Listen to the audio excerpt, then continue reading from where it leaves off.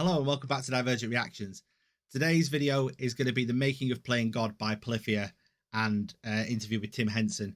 This is a video that was requested to me on my Playing God YouTube video, reaction video. I got my words wrong there. And I was told to watch this as a musician because I respect them so much. It's way out of my depth. The technicalities, the intricacies, it's all, I'm a very simple musician. I don't engage in a lot of that, so it's going to be I know a bit of music theory but not much, so it's going to be really interesting to watch this. And yeah, watch along with me, and as always, original links going to be in the description if you want to watch the video uninterrupted, but hopefully I can bring something to this conversation and learn from it as well at the same time. With another making of video, this time for our song Playing God off of our new album Remember That You Will Die. If you haven't already, please do yourself a favor by checking out the music video here and then coming back to this video right here. Our story begins in 2019, August. I had a session with Heavy Mellow, who, if you are unfamiliar with, is a goated producer and guitar player. Because of that, I wanted to pull up to the session and make some really crazy stuff really quickly. So in about an hour and a half, I came up with two ideas, the first of them being this.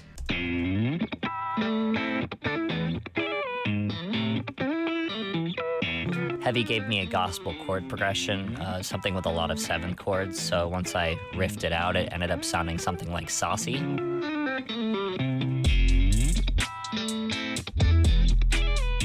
like that video.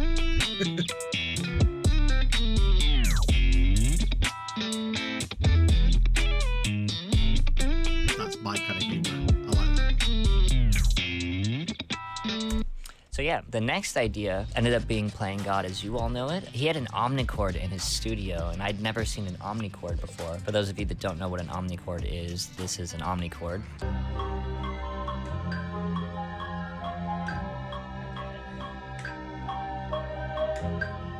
So on the left side here, you can see that they have a bunch of buttons for different chords. You can change the quality of the chord as well. And then on the right side, there's this touchpad that kind of arpeggiates the chord for you, and depending on where you hit, whether it's on the low side or the high side, it arpeggiates different octaves.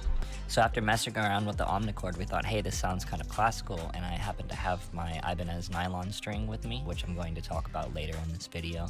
I wanted to emulate this.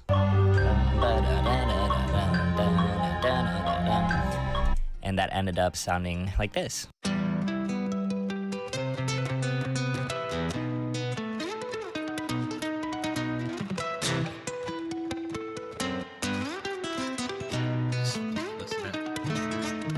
I never thought of it as being classical, and I'm classically trained as well. But I never saw it as, like I say, I'm not a very intricate. I'm not a very good player. I'm okay. I'm middling. I can't do anything like this. I never thought of it as being classical, but I suppose a lot of this is classic. It does sound classical as well. It's got that, the open string vibe and things like that. And yeah, it sounds, on nylon, it sounds beautiful. I can see, I totally get it. I get what, although is that a nylon electric or a semi-acoustic? It's not semi-acoustic, is it? I've seen one of them before.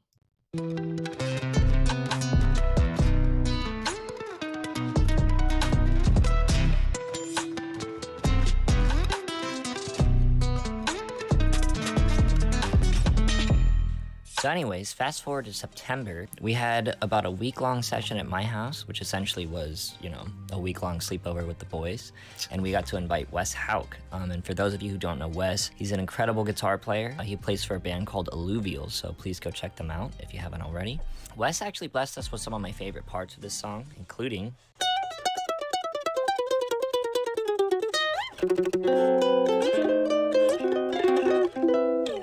and the classic Animal Crossing section. I'm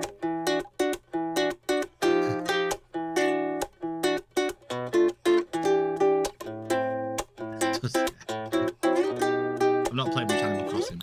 Wes told us, I think, that his guitar teacher had showed him that chord progression a long, long time ago when he first started playing. So shout out Wes and shout out his guitar teacher. After that, Scott had came up with this cool idea to kind of do like this pick scrape over the chords to kind of give it this shaker effect.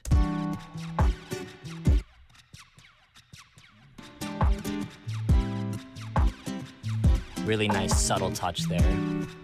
I like that kind of thing. I like it when bands start doing Speaking of Scott and his contribution, Scott added this insane riff right here. All the different nuances that are happening between each guitar.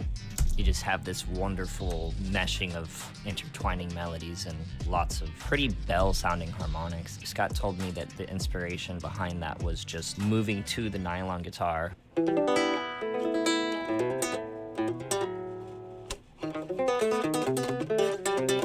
The way that the guitar is set up just kind of lended itself to that style of playing. Basically what I'm trying to say here is the guitar inspired like an entirely new way of thinking of playing and writing. So I guess that's kind of when we told Ibanez, we need this.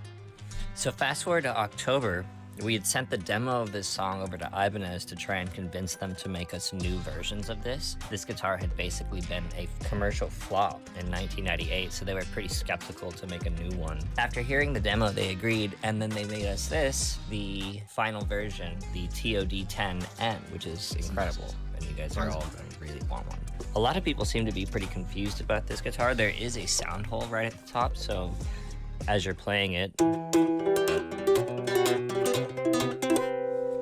the sound travels and hits your face, which is a really nice touch. So after passing the song to Scott and Wes, it was now my turn to try and complete it. Starting from the beat switch around Wes's bossa nova section, I could hear so many melodies on top of this. I finally landed on this one.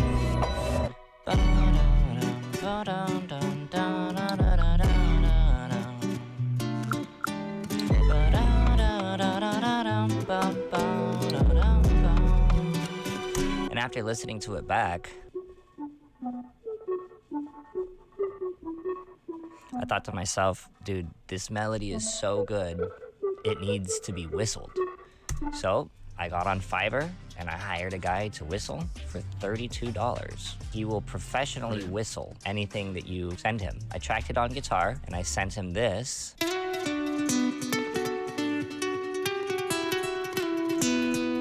And I'm reaffirmed in this being one of my best melodies ever, because even he said, it took me about 5 hours to get it done, but I enjoyed doing it since the melody is so good to the ears. Thank you, Sash Tanaje. Anyways, this is the whistle that I got back from him. This is without auto-tune or anything.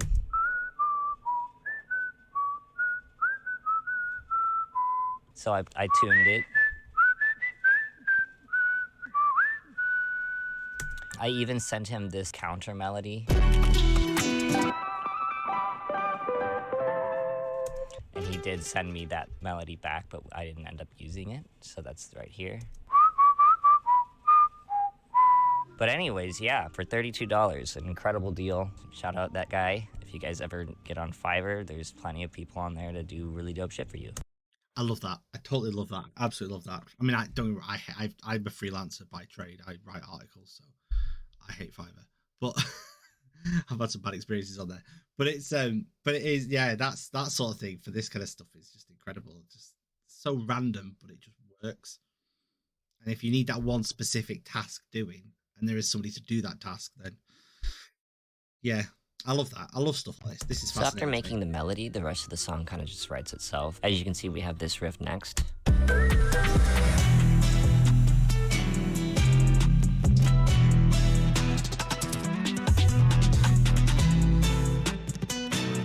That might sound pretty complicated, but in reality, it's just the melody mixed with the chords, mixed with some extra flexing in between all the phrases, which is just, you know, some classic Polyphia stuff. What we're gonna do is copy over the melody over this section, go ahead and pitch it up an octave, and then turn it up so that we can hear it a bit better. So this way we can see how the melody overlaps with what we're looking for.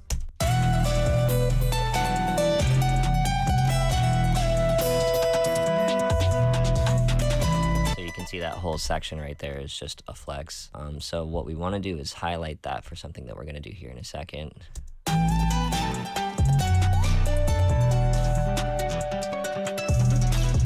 Same thing here. All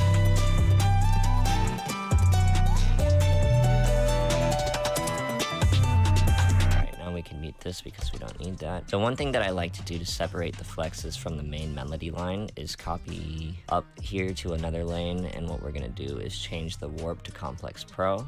We're going to pitch it up an octave, and then we're going to take the format all the way down. So before we even do that, this is what this part sounds like isolated.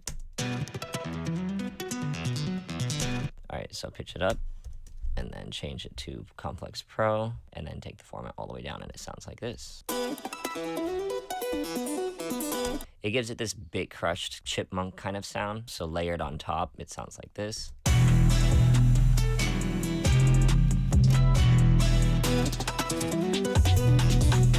Makes the flex pop a bit from the main lead line. So yeah, that's what I like to do to kind of spice things up in a section. Like, I also have no idea how that, like, music production is not my thing at all.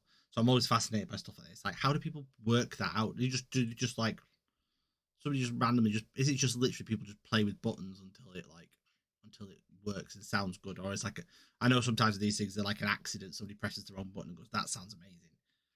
But like, I'm just always fascinated how people find out about these techniques to use, because it's such a random. To me, it might just be a common practice, but yeah, it's just amazing. Just fascinated by it. This, and then over here, the classic Omnisphere arpeggiator. One specific patch that I love to use often when I'm trying to figure out an arpeggiated guitar part is the strap muted, and then just turning on the arpeggio right here. I think this is just the default pattern, but it worked really well in this instance. This was a real big bitch to try and figure out how to play.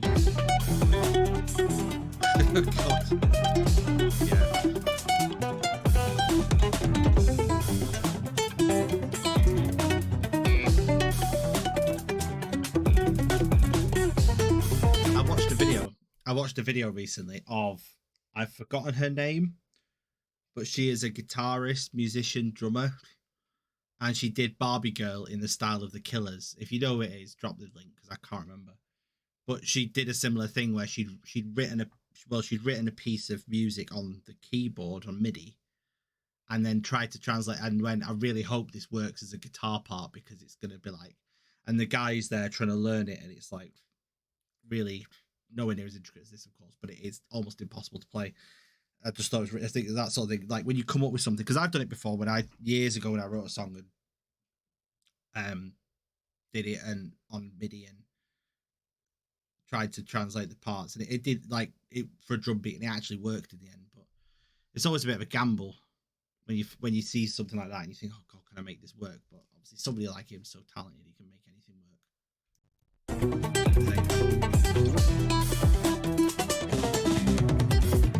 So that wraps up all the guitar playing on the song. Now to highlight some of the additional production. Here we have some clever vocal lines sang by Y2K that are tucked into the background.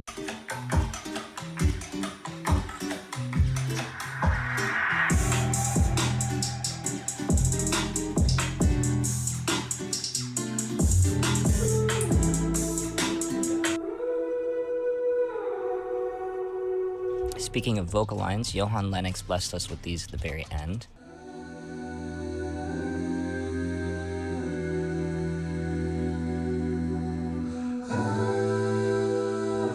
Very angelic.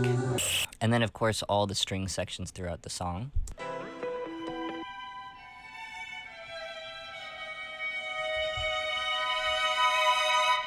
Fun fact, all the strings were recorded with real violins.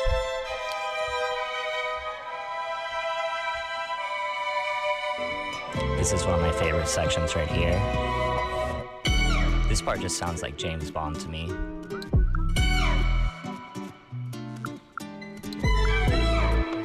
Lastly, I wanted to shout out Judge and No Trust for helping with the structural backbone of the song, providing us with most of the electronic drums and 808s. And then, of course, the Clays, who have the very difficult job of translating beats into playable bass and drum parts.